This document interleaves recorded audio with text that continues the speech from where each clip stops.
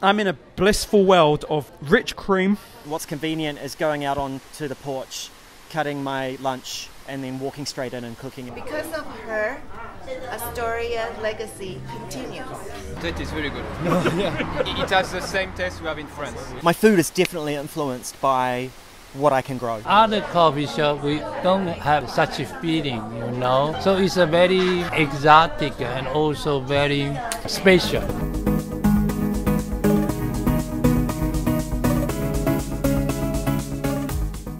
The history of Astoria is really beyond richness. Astoria Cafe was very, very famous in Taipei because it's the first and the only one founded by the Belarusian.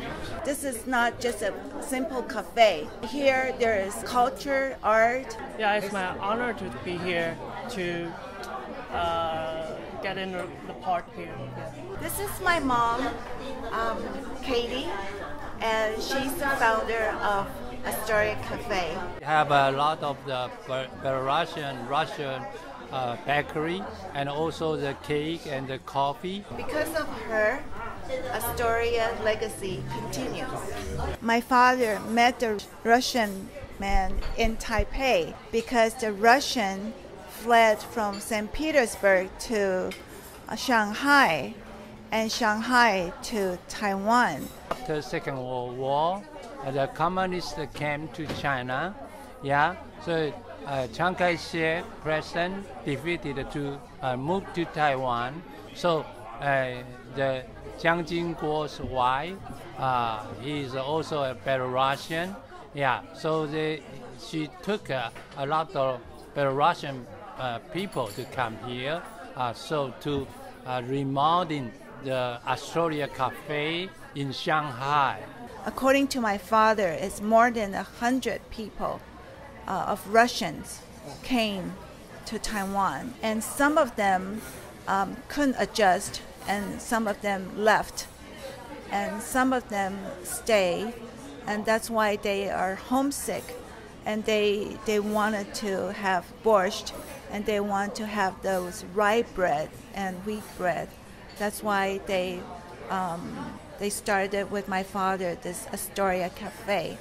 This is the original Astoria, the outside, the decor. It was started like this, and we kind of like, we try to upgrade it into this kind of feeling, and it's so the customer who come back has the same memories of the old Astoria. These are very famous writer and artists. This is previous Ma Ying-jeou, our previous president, and he's a very famous poet, and Huang Chuming is a very famous writer, and they all created and their books and their literature or poems, anything that they all became the national treasure,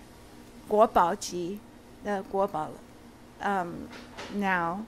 Before, when Astoria started, my father didn't know that one day they will become the national treasure. And they used to come here very often? Because my parents love literature, art, and unfortunately, because of the war and a financial situation, my parents cannot complete their education. They cannot go to college. So they have the heart to provide the safe place, this comfortable, friendly environment for people who love literature, who love to study, period, just who love to study, to come. But they never think that they will become the national, world famous writer, artists, poets, photographers. And I think I pay a lot of respect to my parents for doing that. Yeah. And I hope this legacy will continue. for many, many more years to come. The Russian who introduced the borscht into Asia, and the borscht is their national dish. The borscht is actually a royal family recipe. This is lovely. How long does it take to prepare? 4 days. It takes 4 days to prepare. In terms of the style of the soup, it's a Russian style, and my goodness, I'm going to try the beetroot now. This beetroot is what makes the soup so special. We have the recipe. It's over 100 years. I'm going to try it now with sour cream. Okay, so and then you try it. You mix it and you try. Let's have a look. Let's see how it goes. This is the Russian way.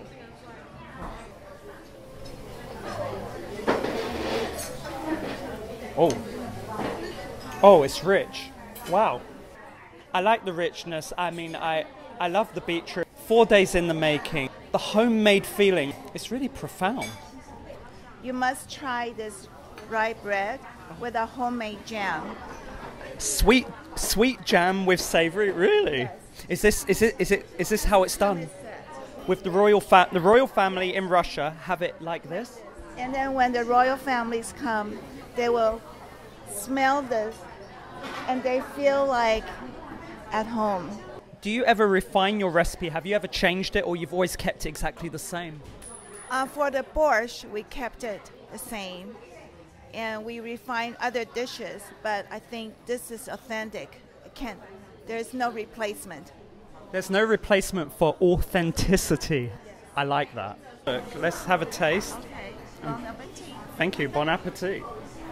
It's not marmalade, and it's like a jam. It's not tangy and citrusy like a marmalade, but it's sweet. This is also our Astoria secret recipe. Really?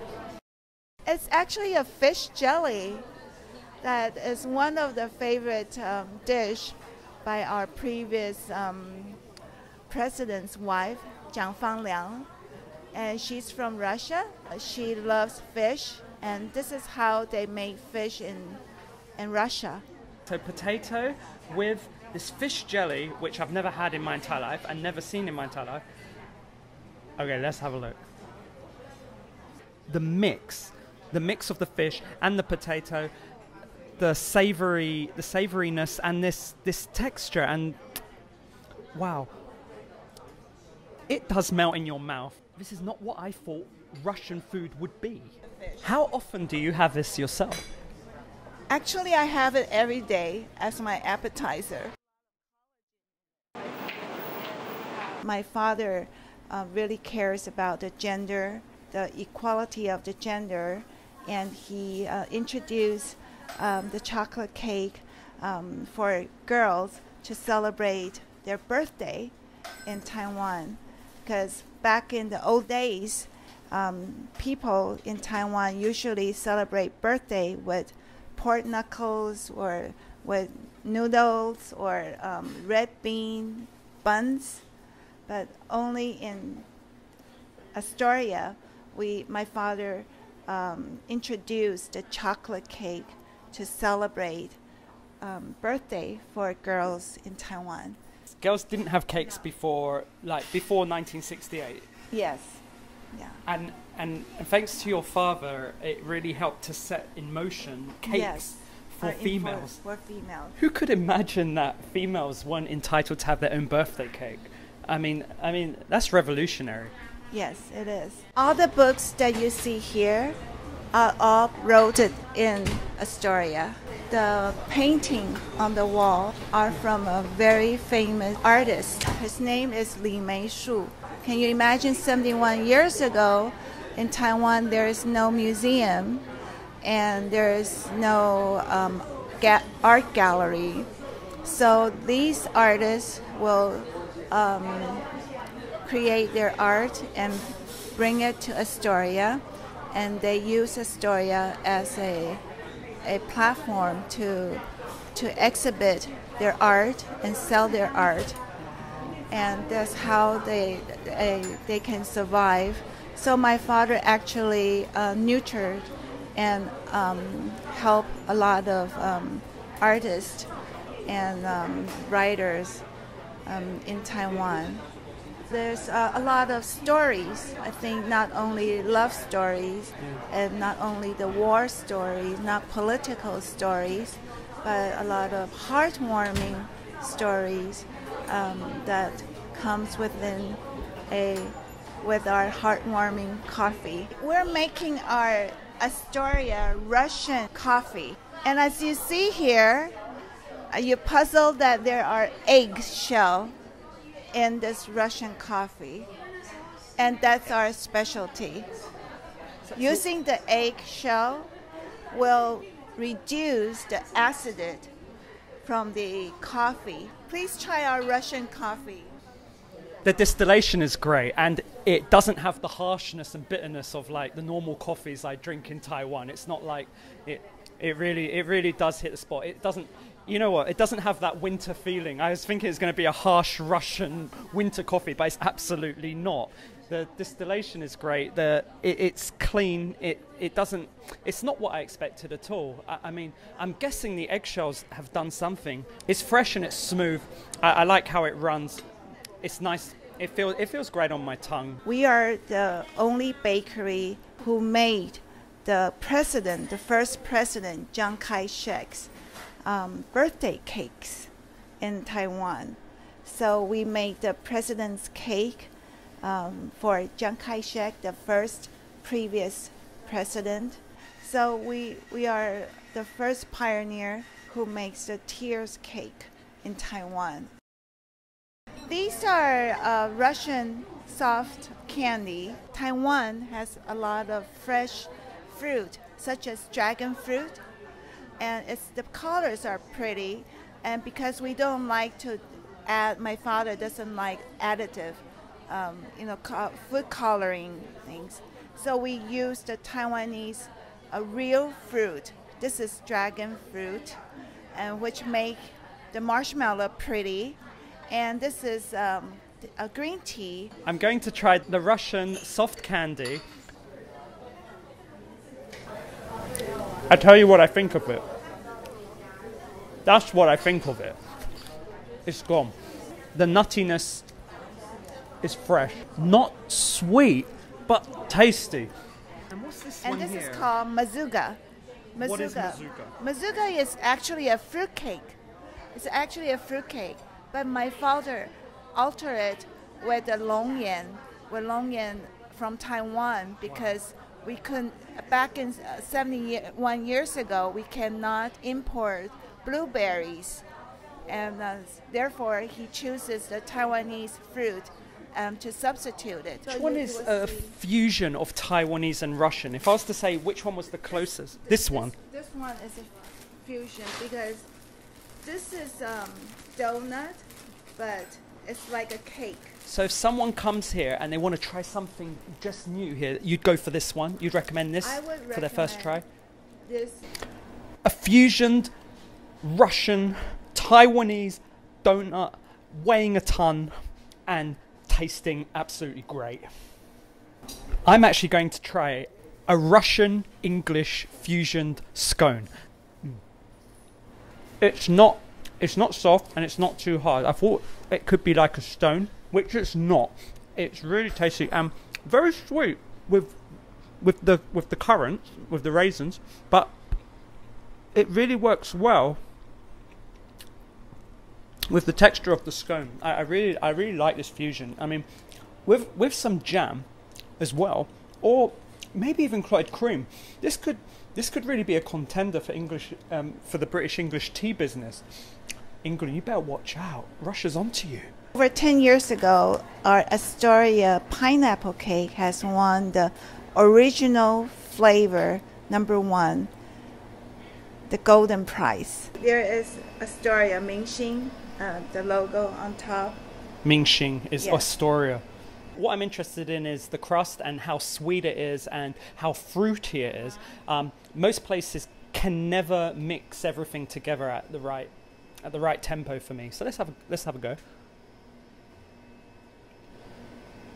Soft, fruity, but not too sweet. I'm impressed by that. It's not too sweet. It doesn't make me feel sick, and I don't feel all those like dirty carbs like from the crustiness of pineapple cakes, and that's what really puts me off. When I think of Taiwan pineapple cakes, I always think, no, I can't do it. This is fine. It's got the crust is still nice. You can still taste it. You can still taste what's around it. I like it. Not too buttery, but it's still I'm still impressed by it, and I will finish it. The story in Astoria is definitely a major story in entangling. What do we have here? Starting with maybe love, maybe with honor, maybe with integrity, to the points of finer food, to the points of great coffee, to the points of a family. Everyone who's come to Astoria, be it from poets to book writers to the royal family, I believe they've really gained something actually very unique and very deep that you really can't see on the surface. And nowadays, many coffee shops is like just selling coffee, but the real marketing is to tell stories. We got the most good recipes to provide our customers the best food and the best drinks. Today is a memorial and it's a very good place to find the old history. It's only when you know the meaning behind the interior, the pictures, the people behind it, the meaning behind the food. It's only then that you find the true qualities. And quality is nearly, from my experience, very hard to find. Proper, authentic quality. Proper Russian food that's been hardly refined in any way and kept and respected at its highest level. And that respect isn't just within the food, it's within the people. From speaking to Karen, I've seen a lot of, I believe her father reflects a lot in her. Karen isn't just someone like a robot who's like the information just passed down through her and she just says it. She says it with heart. Taiwanese, they are very appreciate and this style coffee shop because it's not so many. I think it's a precious for the Astoria Cafe here because we need to tell our child there's a place, those art writers to where they start their stories. I feel like I've just been to a museum, to be honest. It's like, and it's a museum that I want to actually go to again, and I want to go there by myself, and I want to sit and reflect on that. I want to actually feel what it's like to be in the philosophy world, like the philosophical world. It's inspired people to write poems. It's inspired people to draw paintings. In other coffee shops, we don't have such a feeling, you know. Yeah, so it's a very exotic and also very special. I hope this cafe we can always exist and always have a very good relationship with the Taiwanese, and the Taiwanese people will always remember the Belarusian and Mr. Jian Jensen. They give us so good cafe and a good bakery. Okay, thank you. I think there's a lot of story in this Astoria, and I hope that more people know about this wonderful unconditional love story and this legacy of how this little place created many giants. Thanks to my mom that we have this business in Taiwan.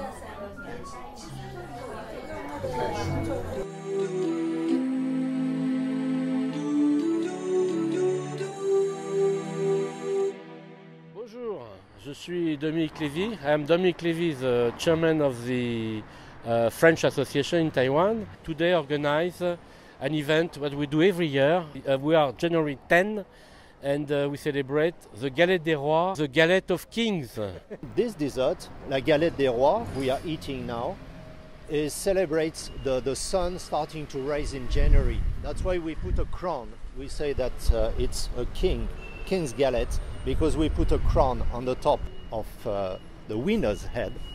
So the crown represents the sun starting to rise. Basically, it's a religious celebration, but like a lot of religious celebration in France, basically it has lost a bit this religious side and just a way to gather together. And since in Taiwan we are not deep-rooted, such as we are in France, so it's a good way to gather, because it's something universal in France. Everybody does it. Usually it's eaten the 6th of January, which is 13 days after Christmas. So the one who finds the fève, which is the porcelain inside his mouth, will be crowned with something which looks like a golden wreath, and representing the sun rising. We're gonna do the king pie. So it worked very well in the December. We sell from December from the New Year, Chinese New Year, and now the Taiwanese, they love it. This is a pastry puff. There is 1,000 layers. It's a custard cream and almond powder, and a little bit of rum inside. And here we have the ceramic puppets. So in France, you have this just after. When Jesus Christ, the right baby, you know. Do you consider making these all year round? Yes. Now we do 1 year. We do all the time, because the Taiwanese, they don't understand the culture. Why you just do in January? The galette is very popular in Taiwan. It's been popular since more than 20 years. We need to do during 3 days. We first prepare the crust and the cream, and do the layer takes 2 days. And after we do the pie, and you can bake it. We always explain the story of the French pastry. It was not just about eat dessert, it was to understand why we do like this, and to bring French culture also. I think it's very important. Now we're gonna draw the top of the king pie. Every chef draw differently their own pie.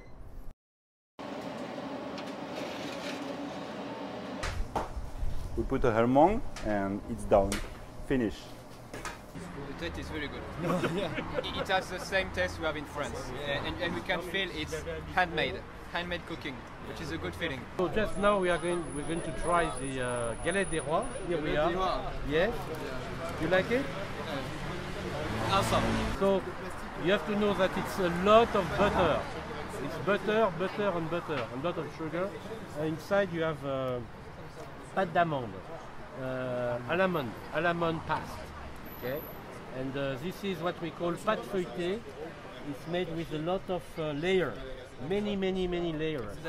It takes a long time to do. So usually it's very expensive. Wow. Because it takes a long time to prepare. Okay. So santé, enfin santé, bon appétit. Bon appétit. Bon appétit. Moi, j'ai l'habitude de dire.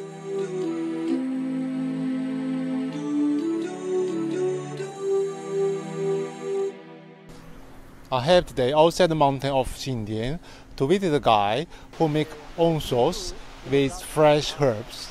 I'm pretty lucky to be living here. We're in the Ulai Valley, about 10-15 minute drive up from Xindian by the Lanshi River. This is where I walk my dog. As you can see, it's pretty lush jungle area. Yeah. It's also where I grow herbs and have our little business growing herbs, making pesto. So I've always been interested in food and cooking, and about 6 years ago I decided to move out of Taipei. I rented an old abandoned farmhouse at the top of Ulai, overlooking Ulai, and started a garden to table sort of mini restaurant really, with my wife Erica. A year and a half into that, Typhoon Sudalor destroyed that enterprise. Back then I was growing vegetables, herbs, everything, and serving them on a plate for people, you know, in a beautiful natural environment. After the typhoon I had to leave my house, so instead I rented a small area of land further down the valley and decided to grow herbs, make pesto and sell them at farmers market. My food is definitely influenced by what I can grow. you know, so I'm way more aware of what's in season and what's not in season. And so there's summer crops and there's winter crops, and usually I eat what's in season, you know. So I know when to plant cucumber and I know when to plant squash, and I know that I can save my squash for winter. You know, and I do a lot of preserving too, so I'll make pickled cucumbers, pickled beetroots, and I started to grow all these herbs and vegetables myself because I was just, you know, aware of general health. And also the ease. Most people don't grow because they don't have the space. Right. But if you grow and it works, then it's really way easier than going to a supermarket. Okay. And you know, you don't need a refrigerator. You can grow quite a bit of stuff on your porch if you really want to. You just need to make sure that you need to know where the sun comes up. Make sure you're growing, you know, most plants in the morning sun, and to have good drainage. And remember, soil health is really important. This is where I make my soil. So my kitchen scraps go in here. Okay. And then I collect leaves from up on the mountain roads. Yeah. Sow it in for the carbon. And then add extra carbon, and for aerating the soil, I use rice husks. It's the carbon that adds to the nitrogen to make the soil, and you can see it, how it's breaking down, right? Yeah. And this is just all my food scraps. No meat, obviously. All veggies, yeah? It's all vegetables and fruit scraps, yeah. This is where I start my seedlings. And there's two kinds of pots here. This is my soil blocker, so I don't have any plastic pots for these ones. The seed goes in here and it comes up, and the roots can grow freely. And these are all recycled pots I found on the side of the road about 5 years ago. I just keep reusing them. And this is the soil I make as well. And you can see this is dill coming up here. Oh, dill. Yeah. So I've got dill, rocket, fennel, and Italian parsley. Do you think this is a good place to grow the herbs and planting? Well, I guess it depends on what herbs you're growing. Okay. My main herb is sweet basil. In a way, it's not very good environment for it, and in another way, it is good. So it's not good for it in the sense that it's really humid, and basil is susceptible to fungal growth. So if you want to grow basil in this environment, having shelter so that it doesn't get wet and keep it well drained. On the other hand, in summer here, the temperatures, and even in the shoulder seasons, the temperature here is great for growing basil. It likes warm temperatures. Thai basil is growing a lot in Taiwan. It actually grows better here than sweet basil because Thai basil has smaller leaves, right? If your leaf area is larger, like Italian Genovese varieties of basil, the leaves can grow quite big. And in a humid climate, that's going to give you more of a surface area to get all humid and get mold and fungal sort of diseases that basil doesn't like. So Thai basil is actually better here for growing, but the flavors are very different. They're similar. They're both quite sweet, but the Thai basil is a little bit more like anise tasting, like star anise tasting. It's a little bit more peppery, not as mellow and sweet like Genovese basil. It doesn't make sense for me to grow one kind of basil, so I grow a few varieties. I grow lemon basil also, and cinnamon basil. A lot of my pestos actually suit Thai basil. So when I make my olive tapenade, I found that the flavor with Thai basil, the sort of pepperiness, the spiciness of it, actually lends to the olive tapenade. Because a tapenade will usually have a little bit of spice in it, right? Like a little bit of chili or something like that. So there are certain kinds of pesto I make that I find the Thai basil lends to the flavor very well. And then the sweet basil, the Italian basil, will work better for the pesto that I'm going to make today for you guys, which is roasted red pepper, a toasted walnut pesto. So that's a sweet vibe. You can put this on with any pasta dish. You can also serve it with crostini, bruschetta, You can serve it with. You could even use it, especially this one, as a pizza base sauce.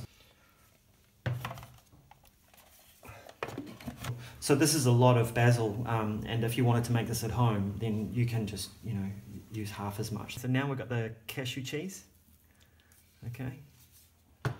Salt. Parmesan cheese is usually put into pesto, and it's quite salty, so I have quite a bit of salt here to substitute for the fact that this is a vegan pesto. Cracked black pepper. I'll give that one more whirl. Sorry, the last thing I'm going to add in here will be the nuts. Toasted walnuts. And we're good to go. So the cashew cheese that I'm using in this pesto is a vegan cheese. It's basically made by fermenting cashew nuts, adding salt, garlic and lime juice. And fermenting in Taiwan's climate's actually quite good. It's quite fast because it's quite hot. So it's a really fast, easy way to make vegan cheese, and it makes the pesto, the texture and flavour of the pesto, quite yummy too. So what's the best way to cook with? Okay, so the simplest way to eat this would be to put it on toast. You know, get some French bread from the local bakery, not just regular toast from 7-Eleven or anything like that. So I say that again. Don't use regular toast, but you can if you want. Get some nice focaccia, or get some nice French bread and grill it. Just lightly toast it and put some pesto with any vegetable you want on it. The other way to do it is what we're going to do right now, is you pasta. Okay. So if you don't want to spread on the bread or the French bread or whatever, you can use your local mantou. You put the freezer, bring over, toast for 2 minutes in the oven, and then put it on.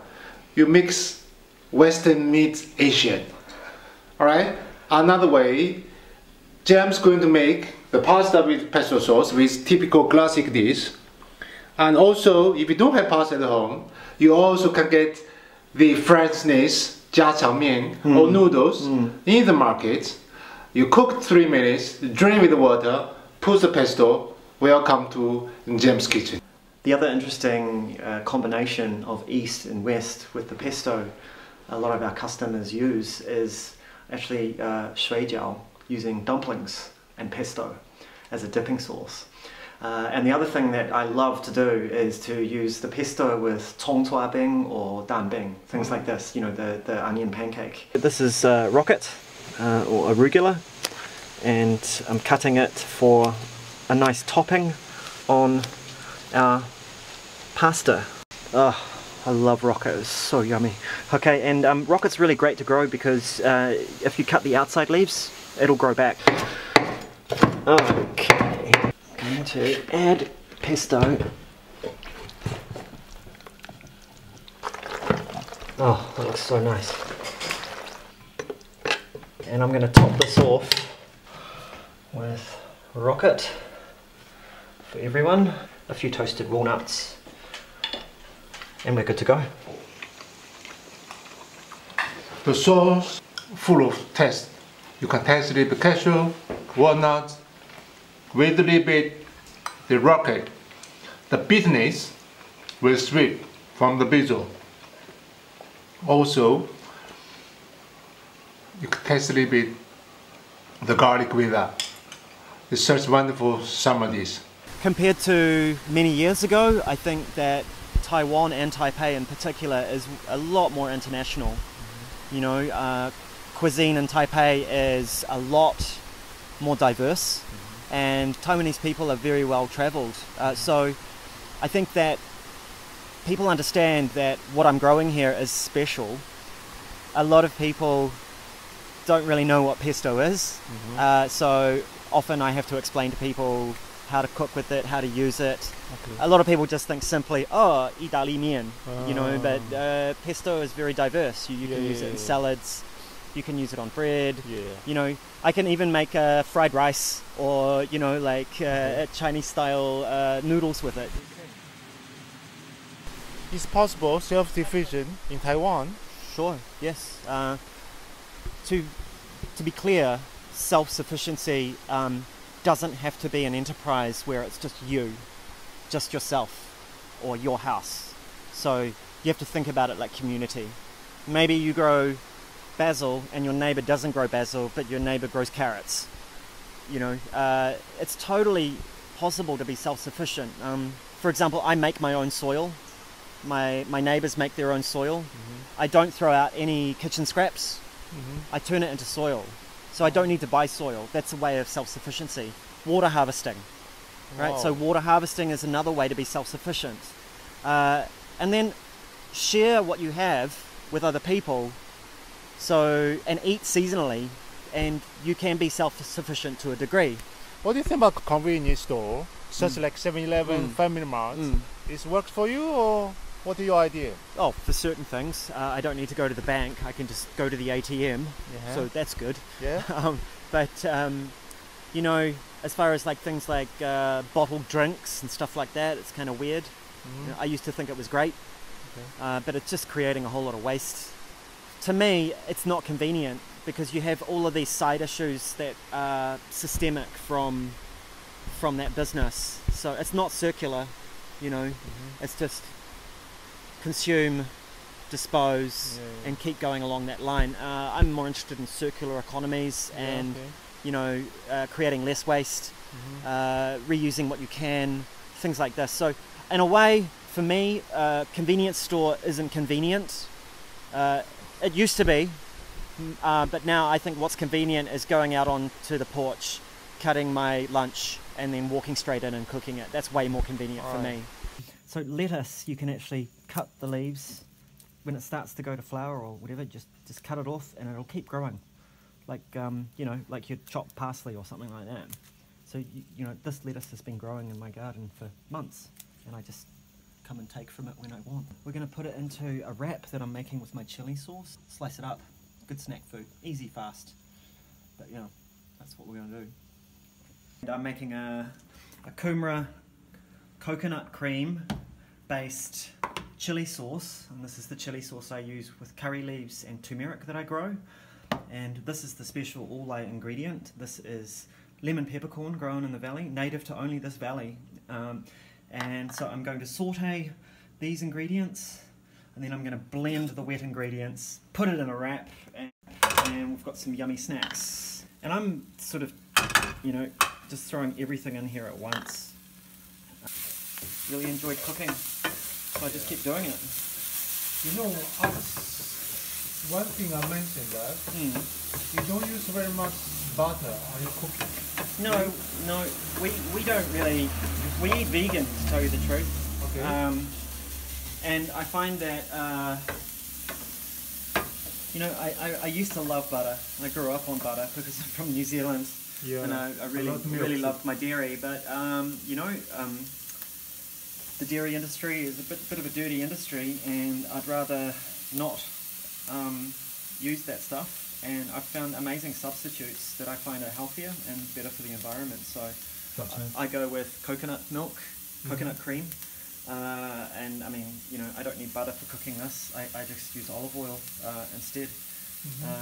You know, I use, instead of cheese, I make my own cashew cheese. Yeah. So I make nut cheeses and also buy some of my friends' nut cheeses.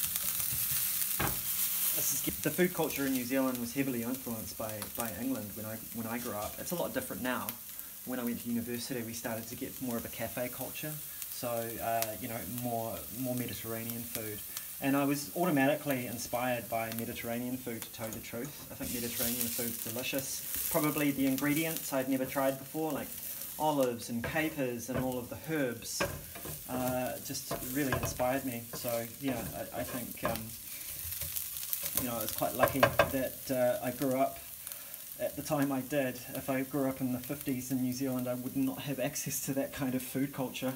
Now we're going to, let's get rid of that, coconut cream and kumara, which is what sweet potato is called in Māori. Yum. This is going to add a nice colour to it already. The chili sauce, 1 big spoon of that. You can make it as spicy as you want. Less than 5 minutes. Yeah. Simple snack done. But this is a sauce, and I'm going to put salt in the sauce because I'm not going to put salt on the main food. It's still warm, which is good. It's going to turn it on very low heat. And these are basic tortilla wraps. Because as we know, viewers get bored because that is society now. They can't cope with actually learning and watching to see how real food is made. Real food is slow. It's not fast. It takes time to make delicious, perfect food. And look at that. Whoa, after it's been roasted. It's just to make it crispy. And that's it. I don't want to burn it.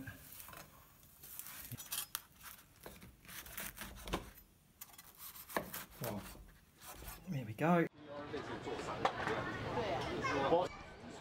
There are so many awesome foods and products made by Westerners, amazing foreign restaurants, interesting food. You can just, you know, Taiwanese people love to eat. But sometimes, you know, there are boundaries through cultures. So find and become friends with different foreign people, or visit their restaurants and talk to them and understand their cultures through their food. And, you know, your mind will be blown.